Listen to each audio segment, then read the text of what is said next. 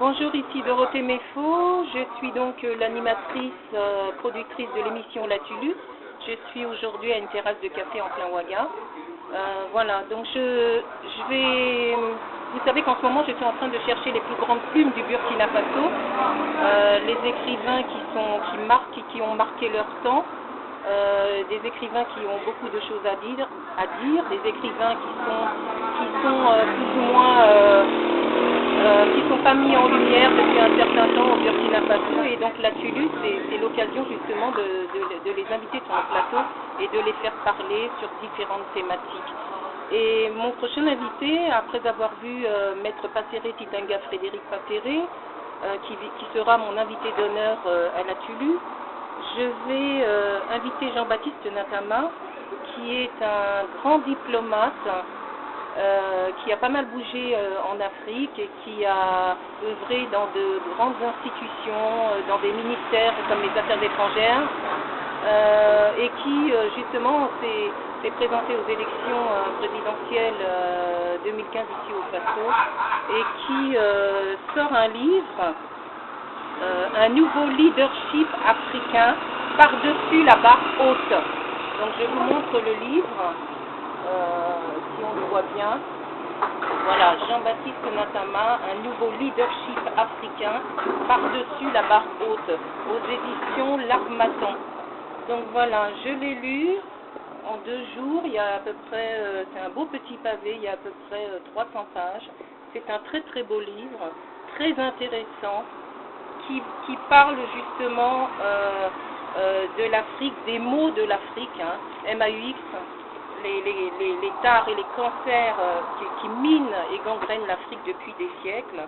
Et Jean-Baptiste Ntama a une certaine vision, pense qu'il y a aujourd'hui une nouvelle génération, un nouveau leadership africain, une nouvelle relève africaine qui puisse prendre le continent en main, on va dire ça. Et que particulièrement, donc il généralise un petit peu dans ce bouquin, il parle du continent africain, des maux de l'Afrique, et comment on peut surpasser tout ça, et comment on peut remettre le continent sur des rails. Et donc il a une certaine vision du développement, de la façon dont on peut développer l'Afrique. Il donne des solutions. C'est un livre entretien, des dialogues qu'il a fait avec un ami proche de lui qu'il n'avait pas vu depuis 15 ans. Et donc c'est un dialogue entre 2 personnes, un dialogue amical, et en même temps donc ça a formé un livre puisque ce sont des entretiens. Et donc tous les deux parlent de l'Afrique et de leurs rêves et de leurs espoirs. On parle d'espérance têtue. Pourquoi? Parce que Jean-Baptiste, depuis des années, a des espoirs et des rêves pour le continent, et son entêtement fait qu'il n'a jamais baissé les bras, et son entêtement est toujours aussi d'actualité, et il se persuade, il est convaincu qu'on peut prendre en main et en charge ce continent avec d'autres façons de voir, avec un autre regard, une façon de... C'est Monsieur Gouvernance, Jean-Baptiste Ntama. Monsieur Bonne Gouvernance, on l'appelle comme ça, et c'est un homme de terrain, donc c'est un homme qui sait de quoi il parle, un grand diplomate, quelqu'un qui est très expérimenté et qui a été directeur de l'Union africaine, de la présidente de la commission de l'Union africaine, et donc c'est un homme qui sait de quoi il parle.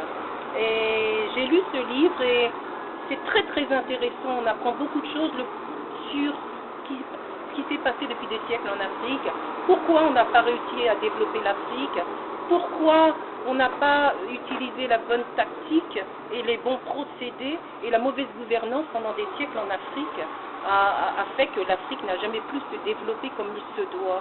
Et c'est pas Monsieur Miracle, il a des solutions, il n'a pas toutes les solutions, c'est pas Monsieur Miracle, mais c'est un livre que vous pouvez lire vraiment et qui vous donnera des pistes, des directives, des solutions, et c'est surtout à vous, la jeunesse, à qui Jean-Baptiste s'adresse aussi, puisque la jeunesse est vecteur de développement, Et si on ne peut pas compter sur la jeunesse, sur qui on va pouvoir compter? Donc la jeunesse étant la représentation étant l'avenir de l'Afrique, puisqu'il s'avère que dans 40 ans,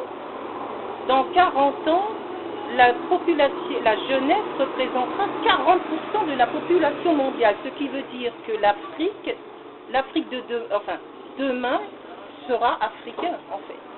Demain sera africain, voilà. Parce que la population mondiale sera représentée à 40%,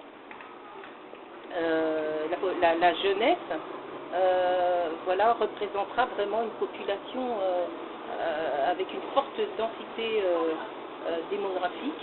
Et donc, voilà. Donc, Jean-Baptiste Natama sera mon prochain invité sur la Tulu. Jean-Baptiste Natama, un nouveau leadership africain aux éditions L'Harmattan. Un très très beau livre hein, qui nous éclaire. Jean-Baptiste est comme un éclaireur de lumière, un éclaireur qui vous donne des explications, des directives, voilà, comment développer l'Afrique. Il a une certaine vision de la politique et une certaine vision pour le Burkina Faso, puisque c'est un homme qui est né à Léo dans la Sicile, ici au Burkina, et qui a tenté ses chances hein, pour devenir président, mais c'est de bonne guerre, hein, c'est le sport, vous savez, la présidence, hein, il faut toujours un gagnant, mais ça n'empêche pas que Jean-Baptiste va continuer son chemin. Il a des valeurs, c'est un homme de valeurs, hein, un homme qui est très très attaché aux valeurs et qui considère que sans les valeurs et sans la citoyenneté, on ne peut pas construire un monde sans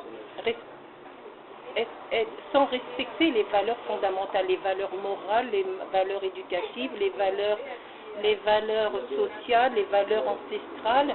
Et on doit absolument, selon lui, se référer à la culture, comme ici à la culture burkinabé, et on ne peut pas avancer dans ce monde si on ne prend pas en compte le passé, les valeurs ancestrales. Ce qui sous-entend qu'ici au Burkina Faso, on a une chefferie, des chefs dans les villages, et qu'il est temps justement de donner un statut dans une constitution, ce qu'on a pu faire en Côte d'Ivoire et ce qu'on ne fait toujours pas au Burkina Faso. C'est pour ça que j'inviterai aussi le professeur Albert Ouadrigo, qui a sorti un livre sur la chefferie, et qui dit qu'il est temps de statualiser, on va dire ça comme ça, les chefs de village. J'espère que ça se fera au Burkina Faso, mais nous on est là justement pour pousser dans ce sens. Donc voilà, Jean-Baptiste Natama, un nouveau leadership africain. J'essaye de bien vous le montrer. Aux éditions L'Harmattan, ce sera mon prochain invité. Merci, c'était Dorothée Meko en direct de Ouaga pour la Tulu.